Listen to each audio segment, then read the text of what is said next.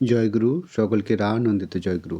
পরম দয়াল শ্রী শ্রী ঠাকুরের রাতুল চরণে প্রণাম নিবেদন করে প্রত্যেকের মঙ্গল কামনা করে আজকের আলোচনা শুরু করছি। আজ এক দাদা ও শ্রী শ্রী ঠাকুরের কিছু বিশেষ কথাবার্তা ও আলোচনার মধ্য দিয়ে আমরা শ্রী শ্রী ঠাকুরের বলা প্রয়োজনীয় দুটি গুরুত্বপূর্ণ বিষয়, যেমন পরিবেশকে আপন করা ও সৎ কাজ, এই দুটো বিষয়ের উপর আলোকপাত করার চেষ্টা করব। শ্রী শ্রী ঠাকুর বারে বারে বলতেন পরিবেশকে আপন করার কথা, সৎ কাজের কথা। এই দুটো বিষয়কে নিয়েই আজকের আলোচনা। তার জনৈক ওই দাদাম একবার পরম দয়াল শ্রী শ্রী ঠাকুরের সন্নিকটে এসে বলেছিলেন যে, আপনি তো পরিবেশকে আপন করার কথা বলছেন, অথচ আমার ছোট ভাইয়ের জন্য এত করেও তাকে কিছুতেই বাগে আনতে পারি না। তাকে নিয়ে একসঙ্গে চলাই মুশকিল। শ্রী শ্রী ঠাকুর এই বিষয়ের সমাধানকল্পে বা এই বিষয়টির প্রতি আলোচনা সাপেক্ষে তিনি যা বলেছিলেন তা আমরাও যদি জেনে নিতে পারি, তাহলে পরিবেশকে আপন করার বিষয়ে আমাদেরও কিছুটা ধারণা তৈরি হতে পারে। তিনি বলেছিলেন, সবাইকে যে আপন করা যাবে তা নয়। আমার চালচলন যদি এমন হয় যে কেউ আমাকে শ্রদ্ধা না করতে পারলে তার নিজেরই কষ্ট হয়, তবে সে হয়তো তার ভিতর দিয়ে নিয়ন্ত্রিত হতে পারে।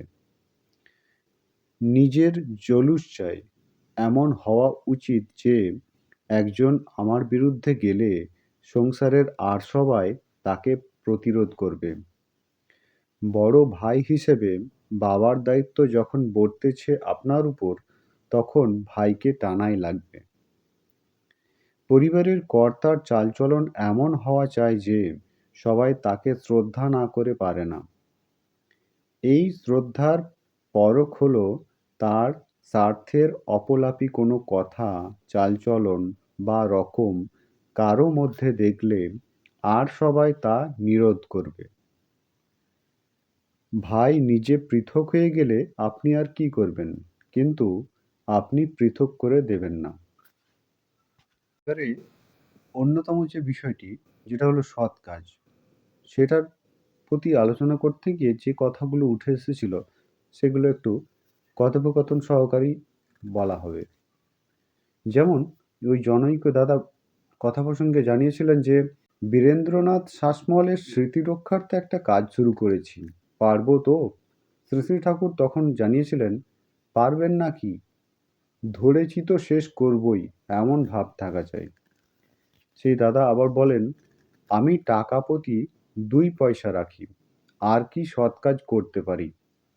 শ্রী শ্রী ঠাকুর বলেছিলেন, সে খুব ভালো, কিন্তু লক্ষ্মীর কৌটা জানেন তো? তাতে যদি টাকা প্রতি 4 আনা তুলে রাখতে পারেন তাহলে খুব ভালো হয়। সেটা আবার সাংসারিক স্থায়ী উন্নতির জন্য লাভজনক খরচ করবেন। ছেলের পড়ার জন্য খরচ করলেন তা নয়, হয়তো জমি কিনলেন, কি বাড়ি করলেন, কি কোনো ভালো ব্যবসায় খাটালেন।